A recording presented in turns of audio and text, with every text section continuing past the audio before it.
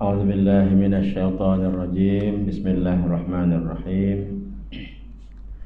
السلام عليكم ورحمة الله تعالى وبركاته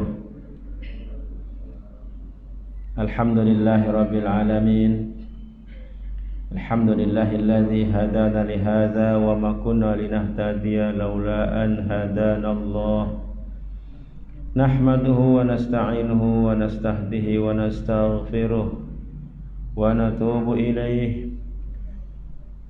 ونعوذ بالله من شرور أنفسنا ومن سيئات أعمالنا من يهده الله فلا مضل له ومن يضلله فلا هادي له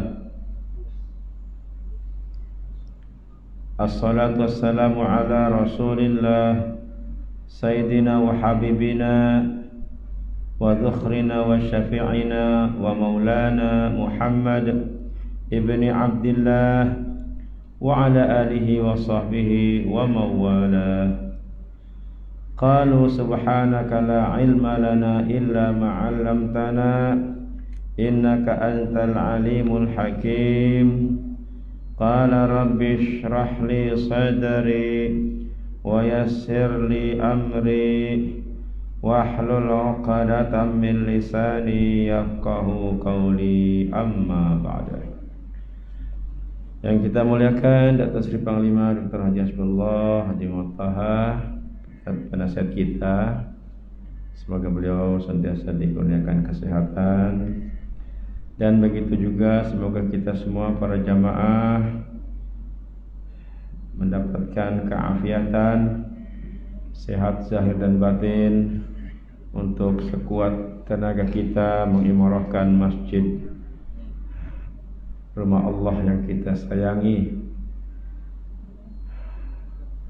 Walaupun nampaknya kita masih perlu berpikir mengatur lagi masjid kita ini supaya kita lebih mendapatkan kedamaian, kenikmatan beribadah, terutamanya daripada golongan anak-anak yang sampai saat ini belum dapat dinoktahkan. Nah, istilahnya sekarang ada istilah dinoktahkan ini ya.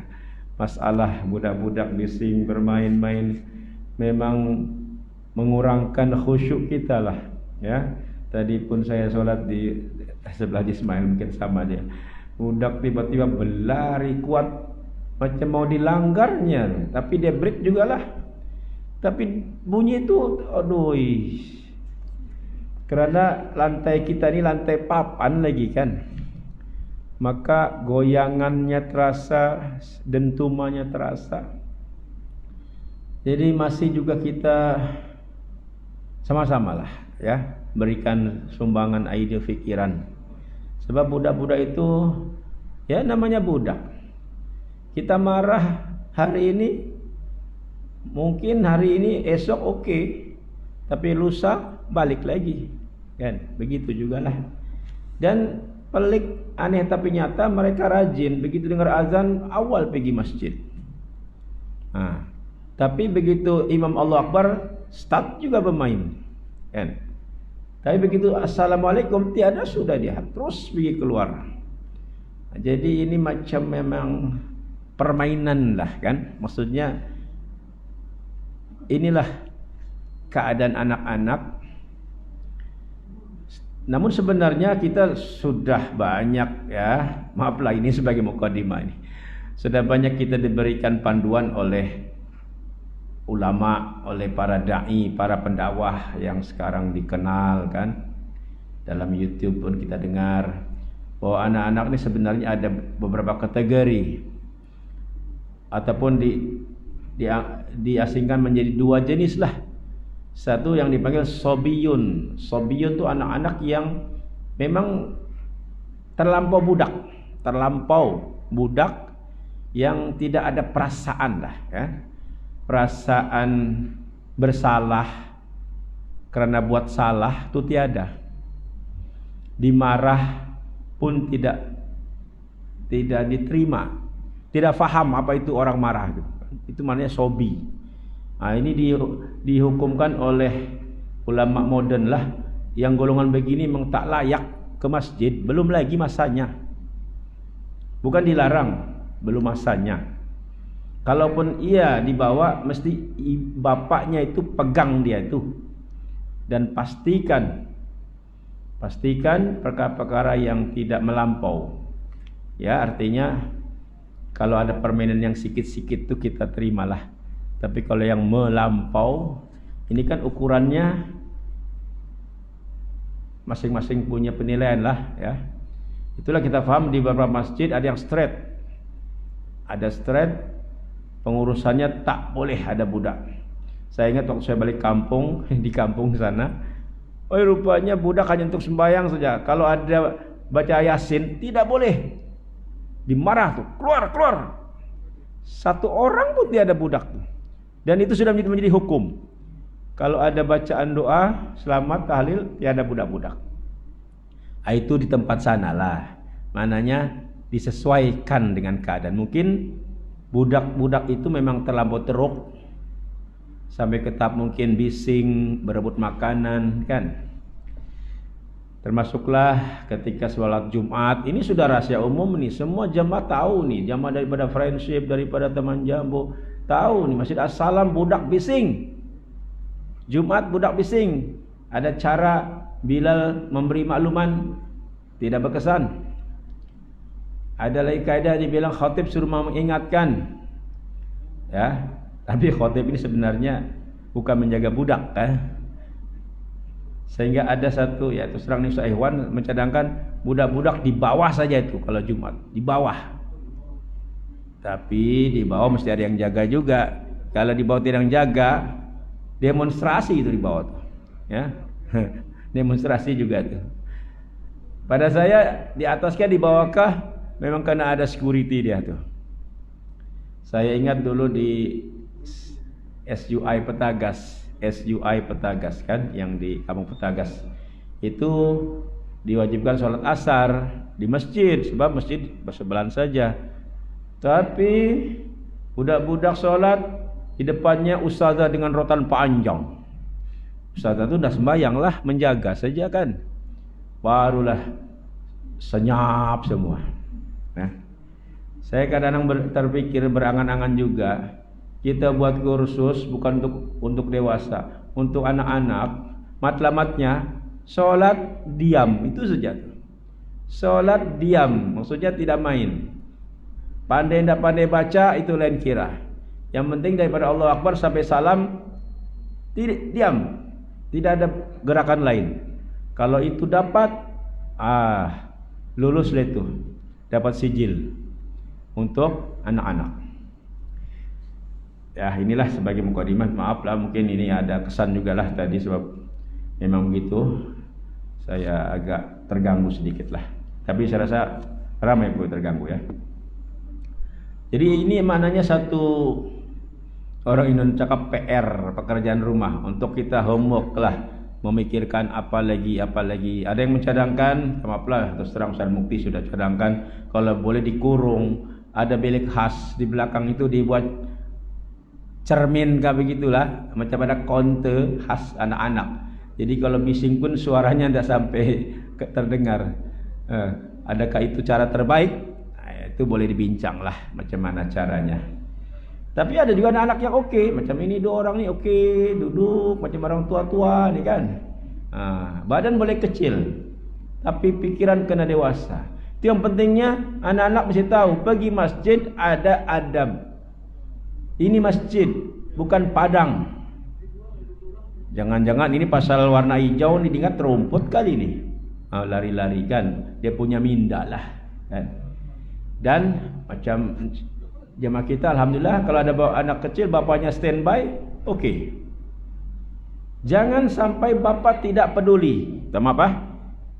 Jangan sampai bapak tidak peduli. Saya pernah dulu anak saya nampak, jawab saya pun tidak tahu lah sembahyang saya khusyuk atau tidak. Dan sembahyang di sana, cermin itu kan boleh tengok belakang itu. Dan nampak anak saya main tumbuk-penumbuk. Alah sudah, di rumah saya antam habis. Ini tapi lama lah tuh. Artinya bukan juga suruh kita ni marah berhabis, cuma tanggung jawab itu. Ya. Jangan mengantar anak atau cucu untuk bising. Kan? Begitu. Nah, itu dia punya anulah, dia punya fakta dia tuh. Sekurang-kurangnya dimarah. Jangan pula nanti ada yang kawan komplain, tuh anak kita tuh bising. Dia jawab, dulu kita pun begitu juga bah kecil-kecil. Bukan, jangan disamakan lah bah. Yang dulu-dulu lah bahkan. Dulu pun kita dimarah juga. Dulu bapak kita rotan itu, saya ingat dulu bapak saya kejar saya satu kampung itu, ya, karena buat masalah. Insyaallah ini semua perkara yang kita tidak niat untuk mengeruhkan keadaan, tidaklah, ya. Justru inilah mungkin supaya kita tidak berhenti, ya. Kita terus, bukan hanya kita ingin menambah bangunan-bangunan masjid saja, tapi kita ingin menambah sistem kaedah yang terbaik supaya kita sama-sama sholatnya dalam Al-Quran seperti alladzina hum fi sholatihim khashi'un. Itu matlamat, ya, menjadi orang-orang yang sholat mereka itu khusyuk dan tidak sahun. Nah, tadi imam baca tuh, ya, sembahyang yang celaka itu yang sahun. Sahun artinya yang menunjuk-nunjuk, ya, ataupun yang lalai lah, yang lalai daripada sholatnya, tidak fokus, tidak memahami makna sholat. Baiklah para jamaah sekalian, mari kita teruskan perkongsian hadis Sahih Muslim kita malam ini dengan kita masih membincangkan perkara yang agak ringan namun ianya penting dalam hidup kita ini, yaitu soal mimpi. Ya, soal mimpi. Sekali lagi, mimpi itu boleh jadi bunga tidur, mainan perasaan kita yang dipanggil hadisun nafsi, ya, cerita diri sendiri. Kalau kita tengah marah, mungkin ada sambungannya dalam tidur itu. Kalau kita mungkin merasakan sesuatu yang membahagiakan, kita mungkin akan senyum-senyum juga waktu tidur, ya. Kalau kita mungkin dalam kesedihan, kita akan menangis waktu tidur. Itu semuanya permainan. Tapi ada juga yang sifatnya mengerikan, menakutkan, ya. Dan itu dikatakan mimpi daripada syaitan, ya, diganggu oleh syaitan, bahkan sampai boleh menyebabkan rasa sakit keesokan harinya, sama ada sakit fisikal ataupun sakit perasaan mental kita ini dengan sebab ada gangguan. Dan yang terbaiknya adalah mimpi yang indah, mimpi yang kita rasakan mendamaikan, menjadi pertanda sesuatu yang baik. Nah, itu semuanya adalah mimpi yang baik yang dikatakan daripada Allah Subhanahu wa taala. Ini saya ingin sedikit kongsi sebelum nanti kita baca hadis yang lain yang seterusnya. Baru saya tadi tidak sengajalah tengok Long TV, kan. Saya di rumah ada Long TV. Jadi tengok YouTube dan cerita seorang mualaf, ya. Seorang mualaf di Indonesia, berbangsa Batak lah, kan, Kristen. Dan dia ini memang awalnya sangat benci kepada Islam. Benci maknanya menganggap Islam ini agama yang dah jelas. Dia bangga dengan Kristen. Kristen agama yang jelas, dibilang. Tuhannya jelas. Tuhannya boleh tahu wajah tuh, Yesus tuh, kan. Jadi jelas dibilang. Kalau Islam itu udah jelas apa yang disembah. Dan menghadap Ka'bah, justru mereka anggap Islam itu menyembah Ka'bah, menyembah batu. Dan itu berhala, kan, dianggapnya menyembah berhala. Dan yang paling macam menghina Islam lah, tapi ini cerita lama dia lah. Islam itu nabinya suka kawin. Dia bilang, ini agama apa nih? Nabinya suka kawin. Nabi Muhammad, kan, yang memang sejarahnya beristri lebih dari 1, bahkan 11, kan. Dianggap suka kawin. Begitulah. Namun anehnya bapaknya ini memberi namanya ketika lahir, diletakkan nama Islam di belakang dia. Ada nama Kristen itu, saya lupa itu, Ferdinand apalah. Di belakang dia Hussein. Macam nama Barack Obama Hussein, kan? Di belakang itu Hussein. Jadi seolah-olah suatu saat mungkin akan masuk Islam. Dan selalu orang ini mengungkapkan kebenciannya dengan Islam, sehingga bapaknya mengatakan jangan terlampau benci. Kalau kau benci sesuatu, bukannya Islam. Ini rupanya ini kaidah psikologi ya. Kalau membenci seseorang ataupun satu kumpulan ataupun satu agama, kalau terlalu benci, boleh menjadikan akan berbalik menjadi cinta. Oh, rupanya begitu ya. Ini hukum alam. Siapa yang terlalu benci, akhirnya akan terlalu cinta. Sudah banyak terbukti ya, kan? Pembenci Nabi Muhammad banyak yang akhirnya menjadi pembela Nabi Muhammad, kan? Seperti Sayyidina Umar membela, kan? Dan saya terpikir rupanya patutlah, mungkin ini rancangan Allah, Islam pada mulanya dianggap kumpulan yang radikal, yang teroris, sehingga Islam boleh katakan dibenci. Tapi dari segi kebencian itu yang menimbulkan Islamofobia, kan, rasa takut pada Islam, justru mendekatkan orang-orang kepada Islam. Mereka ingin tahu ada apa dengan Islam. Kenapa Islam boleh melawan? Kenapa Islam boleh berjihad? Kenapa Islam boleh sanggup mengorbankan nyawanya? Ya, dengan istilah negatif mereka itu bunuh diri, gitu kan. Kenapa dalam Islam ada syahid? Diorang kaji. Akhirnya kita nampaklah di Eropa berduyun-duyun orang masuk Islam, kan. Daripada kebencian menjadi kecintaan. Bahkan pendeta di Rusia meramalkan pada suatu masa nanti Rusia akan menjadi negara Muslim. Suatu masa nanti, ya, dengan kebaikan, keindahan Islam yang ada di sana.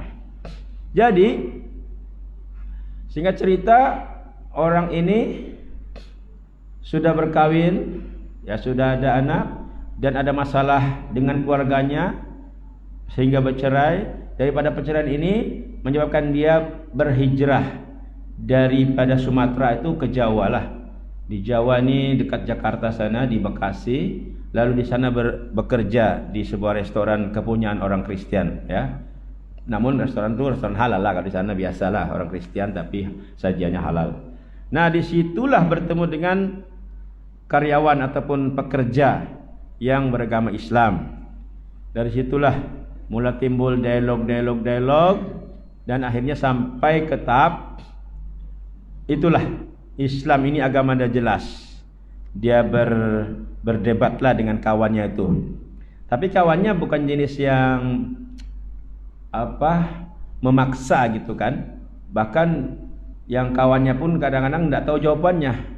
Ditanya apa zat Allah itu, Tuhan Islam itu macam mana?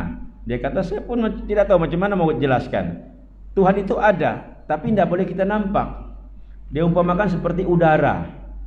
Udara kita rasa, tapi bolehkah kita nampak udara? Oh, baru dia sedikit paham. Oh, mungkin begitulah Tuhannya orang Islam. Boleh dirasa, tapi tak boleh disentuh, ya, tak boleh dipandang. Akhirnya mereka punya macam cabaran. Okeylah, dia bilang, kalau boleh saya ingin berjumpa dengan Tuhan Islam, baru saya akan terima Islam. Dan kamu juga kalau boleh jumpa dengan Yesus. Dalam apa keadaan lah, yang penting betul-betul masing-masing menemukan Tuhannya itu, baru akan memilih agama itu. Rupanya karena kawannya yang Islam ini adalah yang taat, ya, sholat 5 waktu tidak tinggal, sehingga membuat dia tertarik. Ini memang hebat, ya. Sedangkan orang Islam yang lain dibilang ramai, orang Islam dah sembahyang, ramai. Tapi ini sembahyang, minum arak tidak mau, merokok tidak mau, dibawa pergi tengok wayang pun tidak mau. Dia bilang, wah ini memang ini alim lah ini, ya. Akhirnya, nah malamnya itulah si Christian ini bermimpi. Nah, ini cerita mimpi dia nih. Dia bermimpi tengah duduk-duduk di sebuah ruangan, duduk bukan juga menyandar lah, duduk apa tuh yang pegang betis tuh, kan, dalam ruangan yang gelap. Nah, tiba-tiba nampak cahaya daripada jauh, terang, lalu menghampiri dirinya. sehingga rasa silau, mata silau. Dalam mimpi itu mula-mula dia yakin, oh ini Tuhan aku nih, Yesus yang datang. Jadi dia panggil, Yesus, datanglah kemari. Aku dalam keadaan sunyi. Aku menunggu saat-saat seperti ini bertemu denganmu. Begitulah. Makin dekat, tidak ada tanda-tanda itu Yesus. Tidak ada tanda-tanda. Justru ada suara. Sinar tadi itu mengeluarkan suara memanggilnya Husain. Ya Husain. Dia terkejut. Kenapa dipanggil nama belakangnya Husain? Padahal ada nama depan dia tuh, nama depan Kristen dia tuh. Dia tidak, yang dipanggil bukan nama Kristen, yang dipanggil nama Islam. Akhirnya sinar itu mendekat, dia nampak apa? Inilah nih Allah, ya, lafaz Allah. Jelas tuh lafaz Allah itu. Begitulah mimpi, ya. Dan ini mimpi yang baik. Sudah pasti mimpi ini daripada Allah Subhanahu wa taala. Akhirnya esok, bukan lagi esok, dia terus terjaga. Lebih kurang jam 1 jam 2 kah malam. Dia ketuk bilik kawan dia, ya, sehingga kawan dia itu pun terkejut. Ada apa ini? Kacau orang tidur. Asal dia cerita. Saya terpaksa kasih bangun kau lah pasal ini cerita ini begini-begini. Dia ceritakan mimpi dia tuh, ya, yang dia sudah melihat Tuhan orang Islam. Pada dia sudah melihat Tuhan orang Islam. Jelas sudah Tuhannya. Yang selama ini dianggap Islam itu tidak jelas. Sembahyang menyembah siapa tidak jelas. Tapi ini sudah nampak sudah. Ada lafaz Allah. Dan dia sudah dipanggil dengan namanya itu. Allah sudah panggil dia. Akhirnya kawannya pun faham. Oh inilah hidayah. Jadi akhirnya dibilang, marilah kalau gitu kita sembahyang. Ini yang Kristen bilang, sembahyang apa? Subuh masih lama lagi kan? Bukan sembahyang subuh, tahajud. Dia bilang, tapi aku belum lagi Islam. Tidak apa, ikut saja. Ikut aku sholat, ya. Ikut terus cara wudunya, sholat. Mungkin dia tidak pandai baca lah, dia ikut saja sholat, ya. Lalu sudah sholat, oke, sudah sholat tahajud dan sholat subuh, sudah plan. Dia kira sudah Islam lah, sudah mengucap syahadat lah di depan kawan dia tuh. Tapi secara rasmi belum. Maka dia plan mau mengucapkan syahadat di masjid untuk disaksikan orang ramai, ya. Masjidnya masjid yang dekat dengan tempat tinggal di situ. Jadi sudah diatur, esoknya mau ke masjid, tunggu waktu zuhur gitulah. Hujan lebat. Hujan kuat dibilang, hujan kuat. Akhirnya dua orang ini pun macam agak bingung lah, mau mempercepat membaca syahadat itu tapi hujan pula. Jadi kawannya yang Islam ini terus ada ide. Apa dia bilang? Dia cakap dengan kawannya yang si Husain ini, kan kamu sudah masuk Islam, kamu itu mu'alaf, berarti kamu itu tiada dosa. Orang yang masuk Islam, baru Islam, doanya dimakbulkan. Doa insya Allah dimakbulkan. Maka sekarang mintalah kepada Allah supaya hujan berhenti. Oh gitu, hujan berhenti. Betul, ya. Terus Husain tuh dalam hatinya saja dia minta, ya Allah kasih stop dulu hujan supaya kami boleh pergi masjid. Serta merta hujan itu kurang, hanya tinggal gerimis kecil lah, sikit lah. Disitulah, ya, bukti kedua Allah Maha Kuasa, Allah wujud, mendengar doanya mu'alaf yang baru masuk Islam. Itulah cantik kerja mengislamkan orang. Kalau boleh selepas Islam tuh jangan buang masa, minta doa dulu, ya, minta doa supaya disembuhkan sakit kita, supaya dikurniakan rezeki. Tapi jangan ambil kesempatan minta doa, didoakan supaya kawin lagi, itu ambil kesempatan pula kan, walaupun mungkin dikabulkan juga lah, ya. Akhirnya begitu hujan sudah reda, terus ke masjid dan mengucapkan syahadat, asyhadu an la ilaha illallah wa asyhadu anna muhammadar rasulullah. Itulah, ya, cerita mu'alaf daripada Sumatera, daripada Medan, ya, yang betul-betul ditandakan dengan mimpi yang baik. Jadi perkara mimpi ini adalah sesuatu yang menjadi bahagian, ya, daripada wahyu ataupun bagi kita adalah ilham. Nanti ada hadisnya.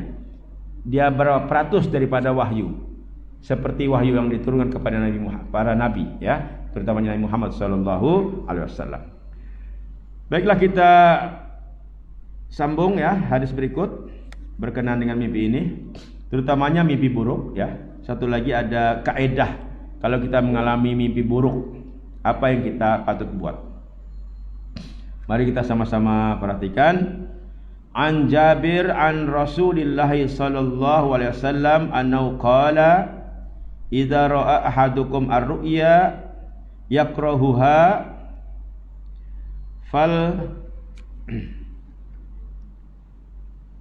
falyasuq an yasarihi ini berapa jelas ini dia punya huruf. Falyasuq an yasari salasan wa yasta'izza billah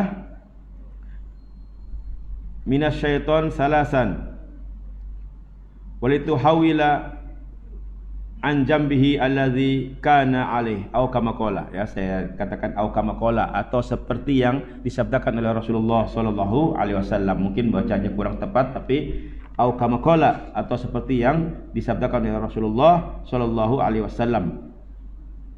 Maksudnya daripada Jabir, daripada Rasulullah sallallahu alaihi wasallam, sesungguhnya beliau bersabda, jika seseorang di antara kalian bermimpi buruk, maka hendaklah dia meludah ke kiri sebanyak 3 kali dan berlindung kepada Allah. Kalau di sini tadi 3 kali juga ini. Wal yasta'iz billah minasyaiton salasan. Dia pun berta'awudz 3 kali juga. Nah, satu lagi kaidah, serta merubah posisi tidurnya, ya, merubah posisi tidurnya. Ini yang ketiga nih, poin ketiga ini yang baru kita dengar, ya. Jadi kalau kita mimpi buruk, apa sajalah kita tidak boleh perincikan. Yang kita rasa gelisah, kita rasa tidak tenang, kita rasa takut, ya, maka kita ketika bangun kita meludah ke kiri, ya, dengan cara yang sesuai lah. Lalu kita membaca a'udzubillahi minasyaitonirrajim ataupun a'udzu bikalimatillahi tammati min syarri ma khalaq, atau boleh juga Rabbi a'udzubika min hamazati syaitan, Rabbi a'udzubika min hamazati syayatin wa a'udzubika rabbi ayahdurun, kan? Ataupun doa-doa yang lain yang di situ ada a'udzubillah, yang maksudnya perlindungan kepada Allah. Boleh juga kita membaca 3 qul, karena di situ pun ada juga qul a'udzu birabbil falaq, ada qul a'udzu birabbin nas, ada di situ, kan? Jadi insyaallah dijamin tidurnya akan tenang kalau kita sambung tidur, ya. Dan boleh juga merubah posisi. Sunnahnya kita mengereng ke sebelah kanan, kan? Bahu kanan itu di bawah. Kalau mungkin kita mengalami mimpi ketika itu mimpi buruk, kita ubah sekejap, mungkin terlentang atau ke kiri, tapi sekejap sajalah, lalu kita ubah balik ke kanan, merubah. Ada juga nanti dalam hadis yang lain, boleh juga ditebalikan bantal, ya, ditebalikan bantal. Itu semuanya memang ada kaitan itu dengan jin, dengan setan yang menyerupai jin ini. Itu makanya salah satu kaidah kalau mau tidur, kita kibarkan dulu tuh, ya, bantal, selimut. Nah, kita selalu buat macam itu supaya mungkin ada makhluk halus, makhluk gaib yang lama sudah di situ. Kadang kita jalan 1 hari, kan, bilik dibiar, ada itu yang ambil kesempatan. Nah, kita tidak nampak. Itulah kadang-kadang ada, ya mungkin kita tidak mengalami, ya, tapi ada kawan kita orang kampung kadang-kadang tengah malam dirasuk. Saya sering itu tengah malam ditelepon, Ustaz, boleh datang sini kah? Kenapa? Ini kena rasuk Pak, teriak-teriak dia bilang. Malam sudah jam 1 jam 2. Aduh, saya pening kalau sudah malam gitu. Bukan saya minta maaf, bukan saya tidak mau tolong tapi saya memang tidak sanggup untuk melaksanakan itu kalau malam ya. Jadi pada saya jaga dirilah dulu sebelum tidur tuh. Perkibarkan, baca-baca doa. Jangan bidan terus saja, jangan tidur begitu saja. Itu gangguannya akan dialami. Walaupun kita tahu memang kalau sudah kena gangguan itu bukan senang ya, bukan senang. Ya, saya pernah dulu juga mengurus yang orang kena rasuk itu, kayak susah. Silap-silap kita pun kena rasuk juga, ya. Saya dulu hampir mengalami juga, kita kena dicoba untuk dirasuk. Jadi persediaannya dari awal lah. Makanya dari kesimpulannya daripada hadis ini ada 3 poin ya. Kalau mimpi buruk tadi itu meludah ke kiri 3 kali dan berta'awud pun 3 kali dan mengubah tempat tidur, merubah posisi ya, posisi tempat tidur kita. Insyaallah. Tapi kalau yang paling baiknya kalau mendekati subuh kita bangun sajalah kan? Kita bangun dan sholat ya, sholat tahajud, sholat fajar dan seterusnya sholat subuh. Baik, seterusnya kita sambung hadis berikut. Oh, sudah bunyi pula. Ini kita baca terjemah saja. Daripada Abu Hurairah, daripada Nabi SAW bersabda, jika kiamat sudah dekat, inilah kiamat sudah dekat ini macam zaman sekarang lah kan, maka mimpi seorang muslim hampir tidak salah. Dekat kiamat, mimpi seorang muslim hampir tidak salah. Orang yang paling benar mimpinya di antara kalian adalah orang yang paling benar ucapannya di antara kalian. Ya, orang jujur mimpinya hampir pasti benar. Orang banyak bohong mimpinya tidak benar atau mimpinya daripada syaitan. Mimpi seorang muslim, nah ini satu bagian daripada 45 bagian nabi atau wahyu. Jadi nilai mimpi seorang muslim itu 1/45 daripada wahyu. Dia masih dalam bagian wahyu juga. Kalau wahyu itu kepada nabi dan itu memang benar, sama ada wahyu itu melalui mimpi ataupun bukan kan. Tapi yang mimpi orang Islam ni, orang biasa, 1 bagian daripada 45 bagian. Okey lah itu ya, maksudnya masih dalam taraf wahyu juga. Sambungan hadis, mimpi ada 3. Mimpi baik, 1 mimpi baik dan itu adalah kabar gembira daripada Allah. 2 mimpi yang menakutkan dan itu daripada syaitan. 3 mimpi akibat angan-angan seseorang. Jika ada di antara kalian bermimpi buruk, maka bangun dan berdoalah. Ditafsirkan berdoalah maksudnya solat, bangun solat. Dan jangan diceritakan kepada orang lain. Nah, sini sudah kita sampaikan, mimpi yang buruk terutamanya tidak payah cerita. Kalau boleh sama istri kita pun tidak payah cerita, rahasia saja ya. Kecuali mimpi yang baik, itu kita boleh pilih. Macam dengan istri kita bolehlah kan, yang memang sudah sehati dengan kita lah. Tapi mimpi buruk jangan diceritakan. Beliau bersabda, Nabi bersabda lagi, aku suka al-qaid. Nah, ini al-qaid ini kaitannya tidak lagi berkenaan mimpi ni. Al-qaid dan membenci al-ghul. Apa itu al-qaid dan al-ghul? Al-qaid adalah keteguhan dalam beragama. Seterusnya keterangan daripada Imam Muslim, aku Imam Muslim tidak tahu adakah perkataan terakhir itu maksudnya al-ghul itu yang tadi al-qaid itu kan termasuk hadis ataupun perkataan Muhammad bin Sirin. Jadi al-qaid dan al-ghul itu dalam hadis ini Imam Muslim pun belum memastikan sama ada itu hadis ataupun perkataan Muhammad bin Sirin.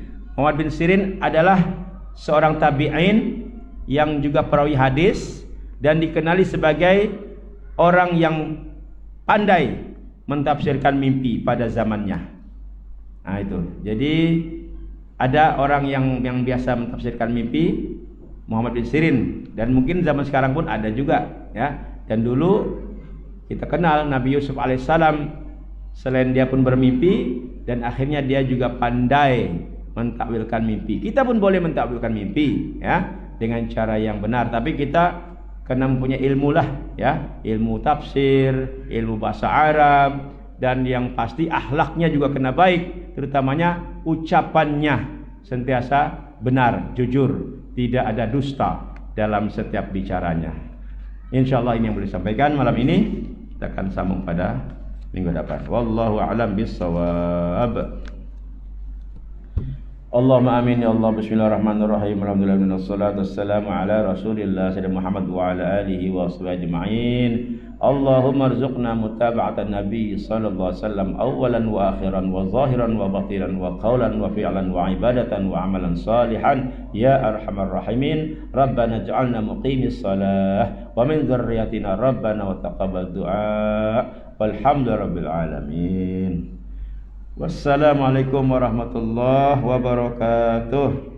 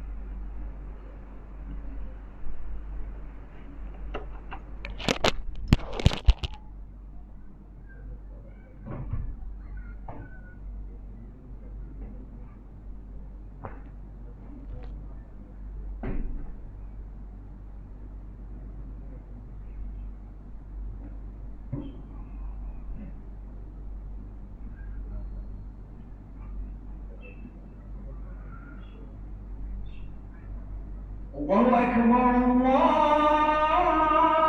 Akbar, Allahu Akbar, Allahu Akbar. Ashhadu an la ilaha illallah.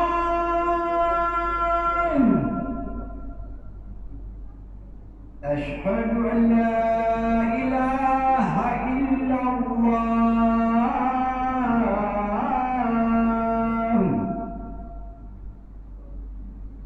أشهد أن محمد رسول الله.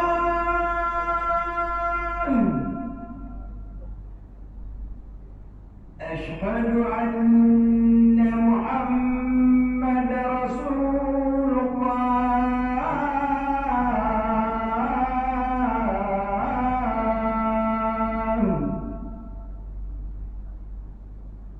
حي على الصلاة.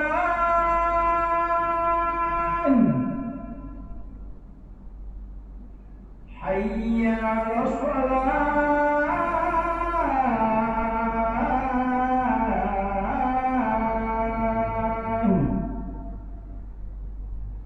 حي على الفلاح.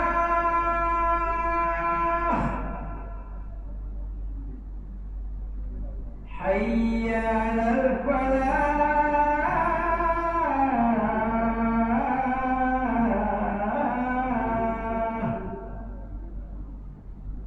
Allahu Akbar, Allahu Akbar. La ilaha illallah.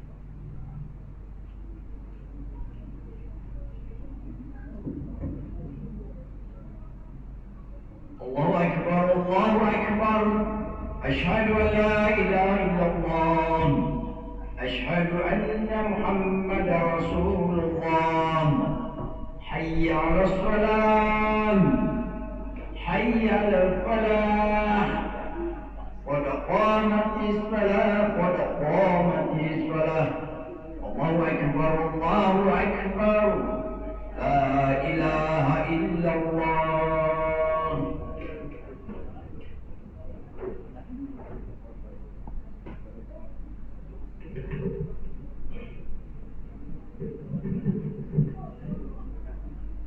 لا إله إلا الله محمد رسول الله صلى الله عليه وسلم نور السلام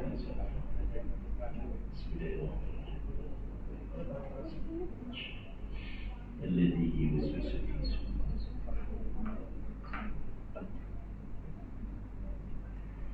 صلي